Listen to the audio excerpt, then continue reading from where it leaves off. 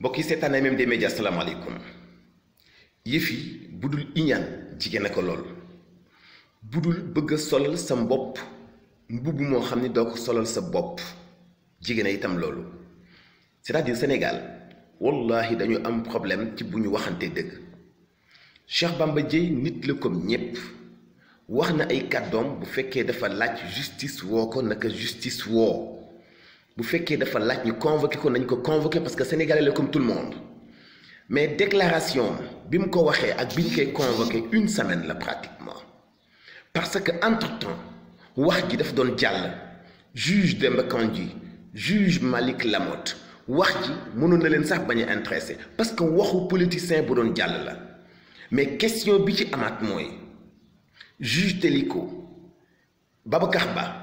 ak yeneen ci ay association wala ay union wala ay mouvement ñi nga xam ne ñoom waxuñu ak ñoom donte woon ni c'est vrai que ci magistrature bi la ñu bokk xëy na wax ji mun na leen concerner mais les personnes ciblées di ay kilifa ñoom wax ji taxuloon mu diis ci ñoom xëy na sax mënoon nañu ko bañ a dégg parce que ay kilifa lañ mais pourquoi ñu ni force Cheikh Bamba Dièye daañu ko wóolu pourquoi ñu ni force daañu ko topp ci yoon pourquoi ñu ni force dinañu damm ay lafam kan moo mën a wàcc ci ñoom ni waxoo ay kàddu yoo xamante ni bii xëy na buñ la ci toppoon mun naa bañ a sedd ci yow lan moo tax du ñuy jëlale ak di banaliser certaines choses lan moo tax toujours sénégalais bëgg du fayante bëgg di topp nit ki ba ci cëppaandaw ji bëgg di def ay jéego yoo xam ne dafay humilier nit ki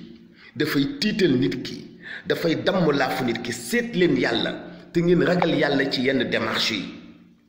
bàyyi leen di solal seeni ay mbokk mbubb moo xam ne bëggoo leen ko sol bàyyi leen xalaat bu ñaaw bàyyi leen def ay pexe ak di amplifier waxu nit ngir mën ko dugal ci gudda kenn ku nekk secteur bi nga nekk xam nga ni am na lu bon am na lu baax jàppal ni bu ñu waxee lu bon yow bokkoo ca ñi lu bon la concerné